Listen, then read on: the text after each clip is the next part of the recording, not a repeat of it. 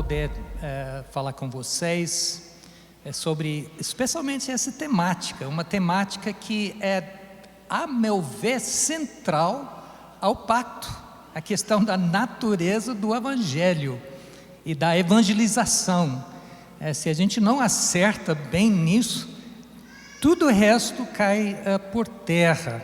Então gostaria de começar com uma pequena reflexão. Qual é a abrangência do reino que Jesus anunciou?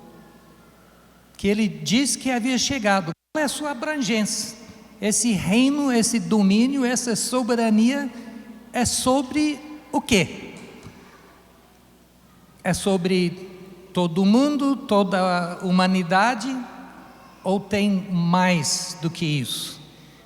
E acredito que tem um pouco mais do que isso, é sobre a criação toda.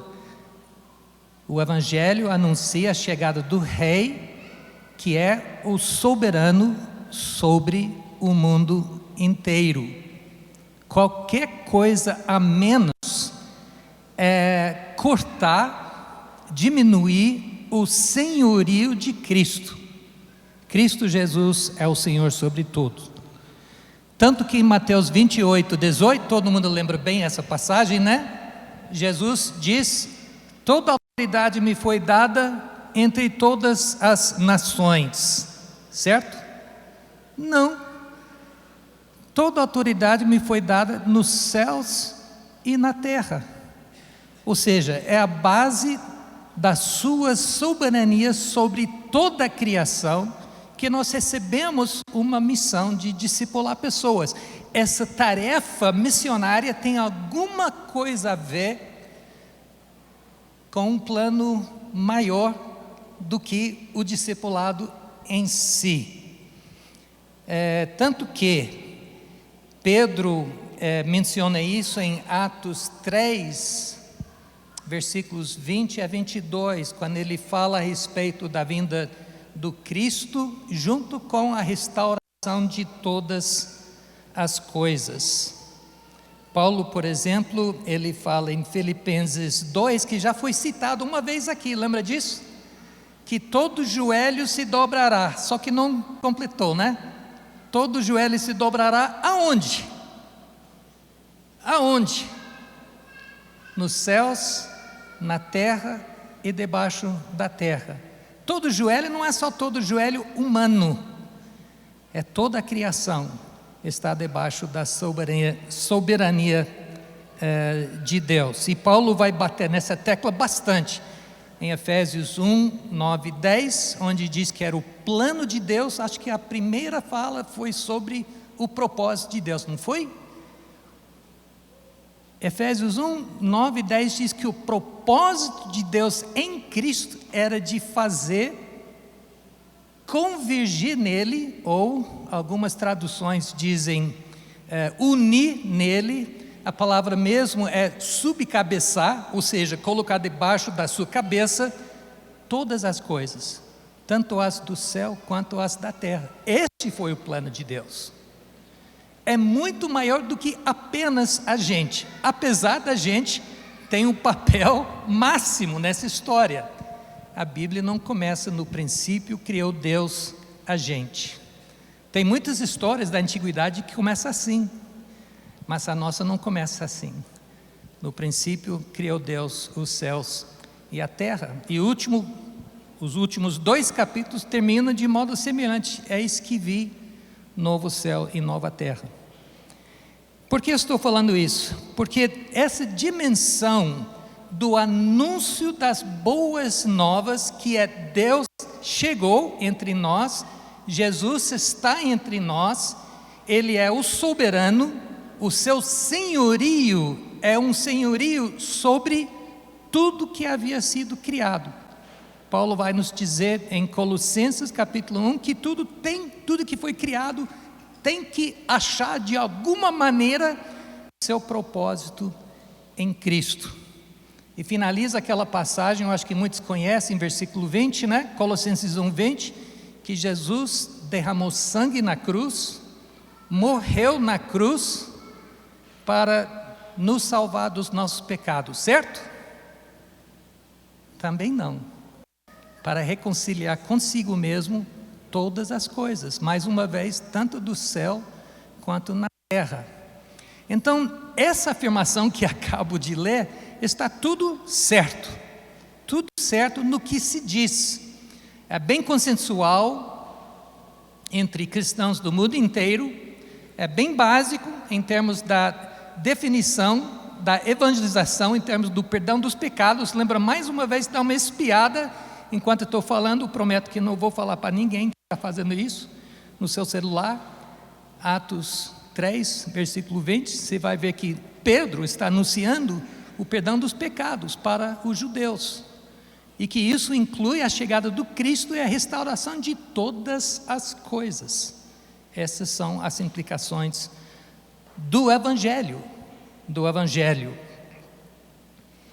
Eu queria mostrar nessa reflexão, você pode colocar aqui atrás de mim aquela tabela, por favor, uma sequência do desenvolvimento do Pacto de Lausanne.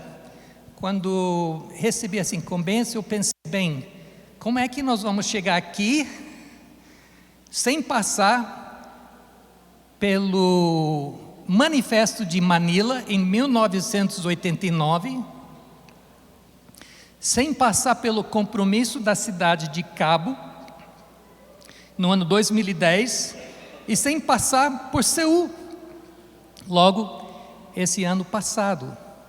Ou seja, Lausanne 1 desembocou em Lausanne 2, Lausanne 3, Lausanne 4. Para a gente refletir onde que nós estamos aqui no Brasil, a gente precisa um pouco dessa sequência. Então, repare bem, né? Essa questão da criação era nula no Pacto de Lausanne. A palavra não aparece nenhuma vez no Pacto de Lausanne. Interessante isso. 0 vezes aparece. Lá em Manila, que era quantos anos depois? Dá para fazer o cálculo, 189 menos 174 dá 15 anos, né? 15 anos passaram, o painel intergovernamental para mudanças climáticas já foi estabelecida pelas Nações Unidas.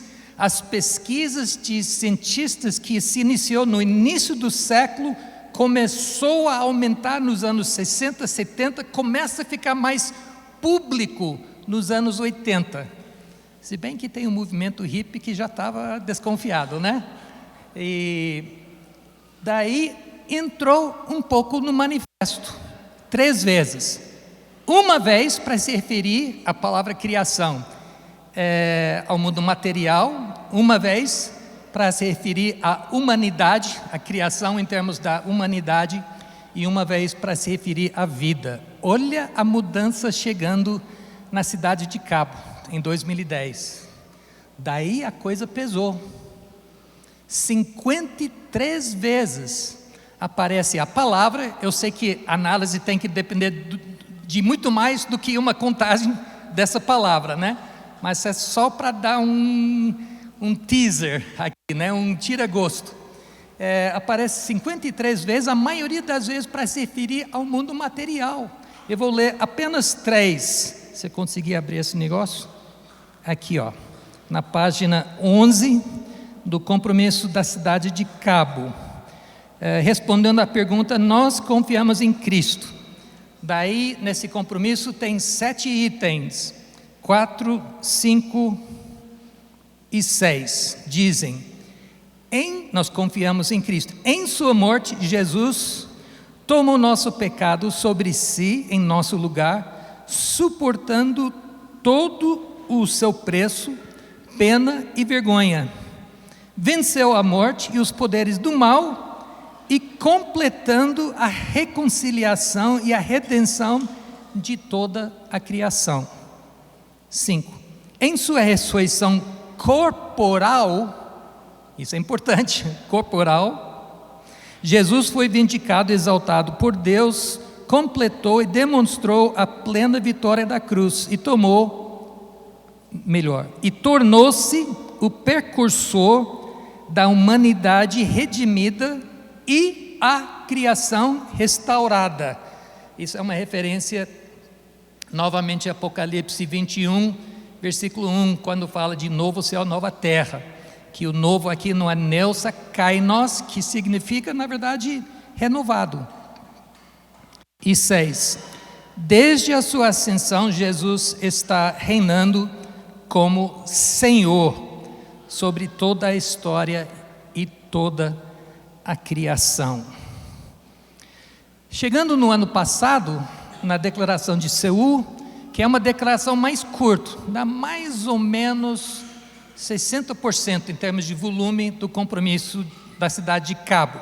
Então isso em parte explica porque a ocorrência é menor, mas também a declaração é menos incisivo, menos insistente, menos radical, talvez para apaciguar um pouco outras vozes. Aqui a palavra aparece 26 vezes, somente 10 vezes para se referir ao mundo material, 9 vezes para se referir à humanidade e o restante 7 vezes para se referir a alguma ação. Tá? Então, rapidamente a gente vê onde o mundo evangélico tem caminhado em termos da sua compreensão da abrangência, da evangelização e efetivamente do senhorio de Jesus. Ele é Senhor sobre tudo ou não. Essa semana passada eu li um artigo interessante que um amigo me mandou sobre William Carey, tido como o pai das missões modernas, né? Nota de rodapé. William Carey era um inglês, né? Então no mundo de fala inglês, ele é o pai das missões modernas, né? Curioso isso. Enfim, então pode apagar essa parte. Apague essa parte na gravação, né? Enfim, ele foi aquele que foi para a Índia, estava muito preocupado na conversão de pessoas. Ele foi um educador, estabeleceu escolas e faculdades, foi um tradutor da Bíblia, foi um reformador social, ele que legislava contra o genocídio das viúvas, que eram enterradas junto com seus viúvos. Interessante essa prática, né? Curioso, né? Morreu o marido, então entra junto, né? Dá uma companhia para ele. E além disto, no ano 1820, ele estabeleceu uma sociedade botânica da Índia e fez pesquisas botânicas, inclusive tem 2 árvores que têm o nome do William Carey. Curioso isso. Agora, o que é mais curioso é que isso não era uma exceção. Naquela época, no movimento evangelical, antes do Darwin, que com Darwin os evangélicos então têm uma outra reação. Estão comigo? Os evangélicos abraçaram essa causa. Nós, assim, cuidado dos bichos, cuidar da criação, faz parte da nossa vocação que foi dada na primeira página, na primeira grande comissão, Gênesis 1, 26 a 28. Então, é isso. Nunca foi bom para finalizar as coisas, né? A evangelização precisa contemplar toda a amplitude do senhorio de Jesus.